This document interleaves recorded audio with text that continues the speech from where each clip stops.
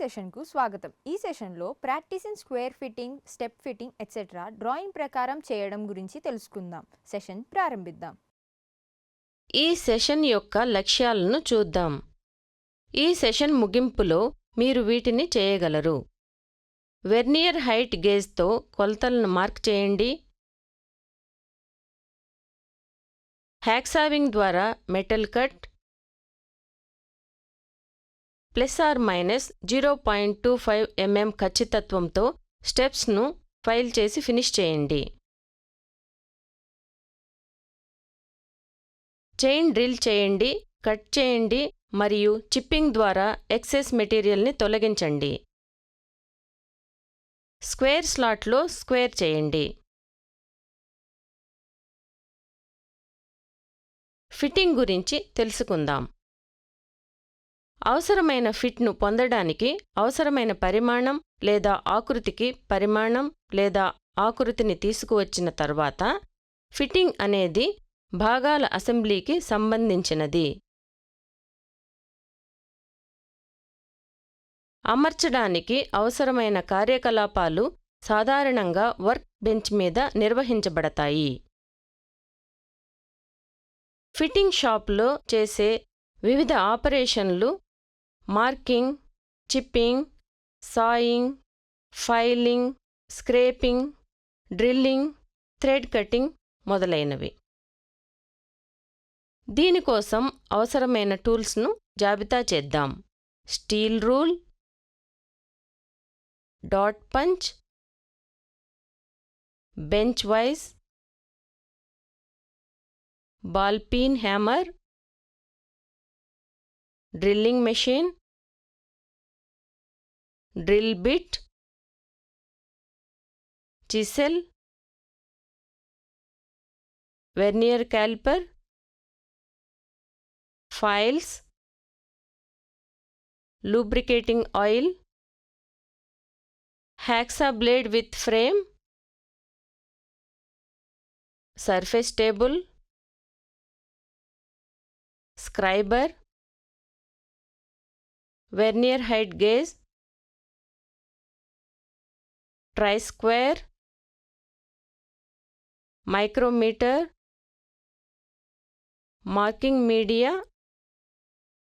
And angle plate. ఇప్పుడు మనం file steps మరియు ±0.25 mm యాక్యురసీతో స్మూత్ ఫైల్తో పూర్తి చేసే విధానాన్ని నేర్చుకుందాం.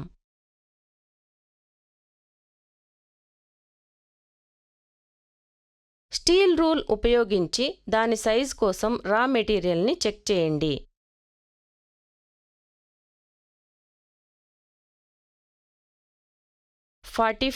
mm x 45 mm x 18 mm పరిమాణానికి వర్క్ పీస్ను ఫైల్ చేసి ఫినిష్ చేయండి.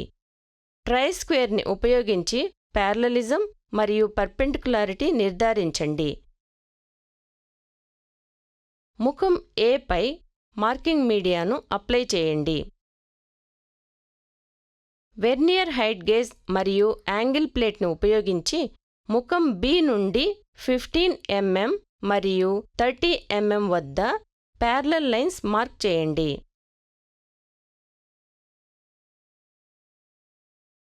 వెర్నియర్ హైట్ గేజ్ మరియు యాంగిల్ ప్లేట్ని ఉపయోగించి ముఖం C నుండి 15 mm మరియు 30 mm వద్ద ప్యారలల్ లైన్స్ మార్క్ చేయండి. డాట్ పంచ్ మరియు బాల్ పిన్ హ్యామర్ని ఉపయోగించి డ్రాయింగ్ ప్రకారం పార్ట్ 1లో ప్రొఫైల్ లైన్లను విట్నెస్ మార్క్ చేయండి.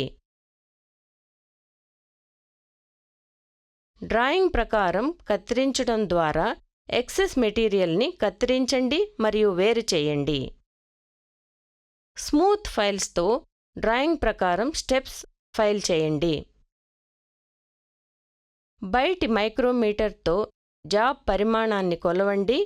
±0.25 mm యాక్యురసీ నిర్వహించండి.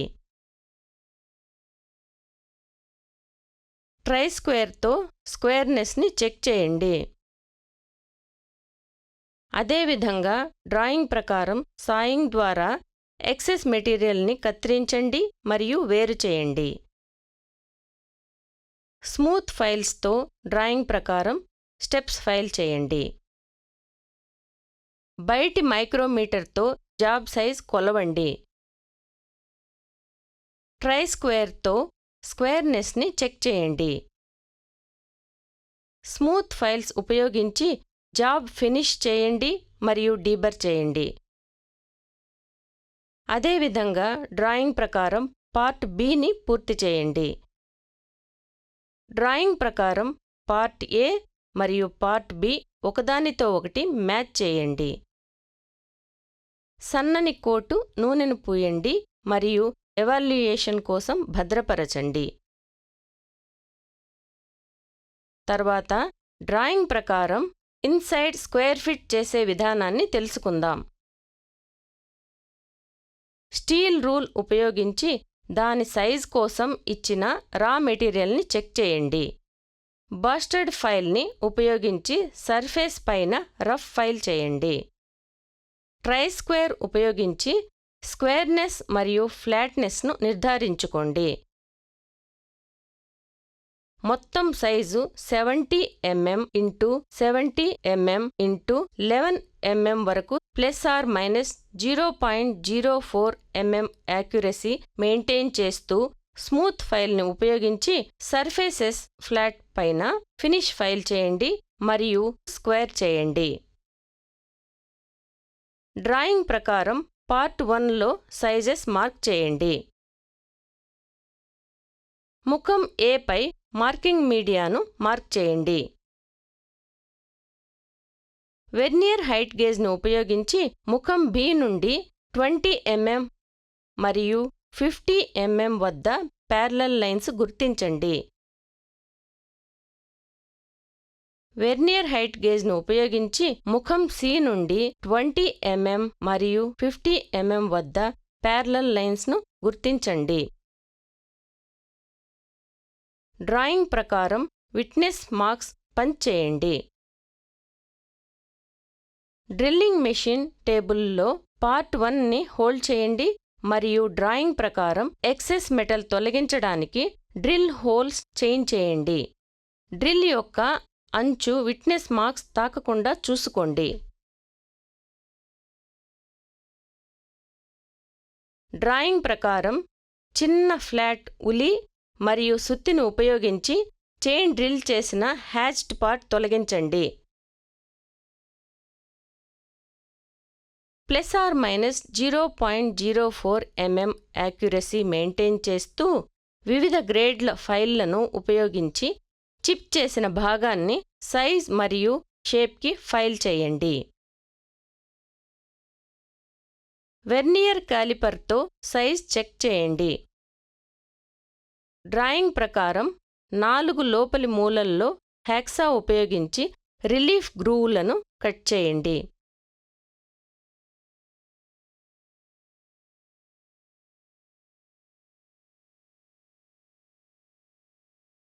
స్టీల్ రూల్ ఉపయోగించి రా మెటీరియల్ చెక్ చేయండి. బస్టర్డ్ ఫైల్ని ఉపయోగించి అన్ని ముఖాలను రఫ్ ఫైల్ చేయండి.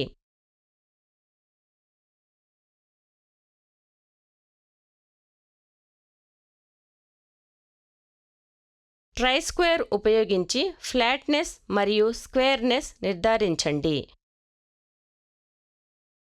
ముఖం ఏ పై మార్కింగ్ మీడియాను మార్క్ చేయండి. స్టీల్ రూల్ ఉపయోగించి జెన్నీ క్యాలిపర్ను 30 mmకి సెట్ చేయండి. జెన్నీ క్యాలిపర్ని ఉపయోగించి బి ముఖం నుండి 30 mm వద్ద ప్యారలల్ లైన్ మార్క్ చేయండి. జెన్నీ క్యాలిపర్ని ఉపయోగించి సి ముఖం నుండి 30 mm వద్ద ప్యారలల్ లైన్ మార్క్ చేయండి. డాట్ పంచ్ మరియు బాల్ పీన్ సుత్తిని ఉపయోగించి లైన్స్ విట్నెస్ మార్క్ చేయండి.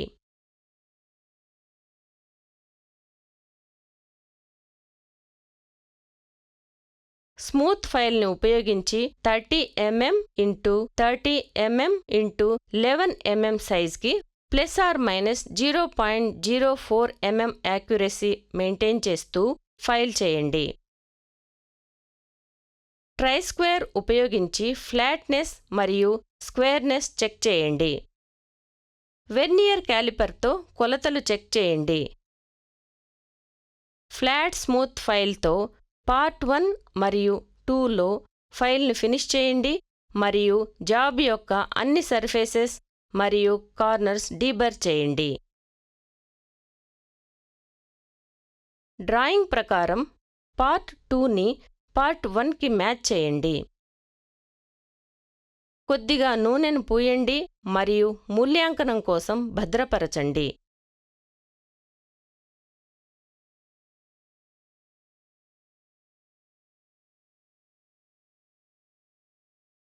రీక్యాప్ చేయడానికి మేము వీటిని నేర్చుకున్నాము. డ్రాయింగ్ ప్రకారం వెర్నియర్ హైట్ గేజ్తో కొలతలను గుర్తించండి. హ్యాక్సావింగ్ ద్వారా మెటల్ కట్ చేయండి. ±0.25 mm యాక్యురసీకి స్టెప్స్ను ఫైల్ చేసి పూర్తి చేయండి. చైన్ డ్రిల్ చేయండి, కట్ చేయండి. చిప్పింగ్ ద్వారా ఎక్సెస్ మెటీరియల్ తొలగించండి. స్క్వేర్ స్లాట్లో స్క్వేర్ చేయండి. కాబట్టి ఈ సెషన్లో practice in square fitting, step fitting etcetera drawing ప్రకారం చేయడం గురించి తెలుసుకున్నాం. మీకు అన్ని విషయాలు అర్థమయ్యని ఆశిస్తున్నాను. తదుపరి సెషన్లో కలుద్దాం.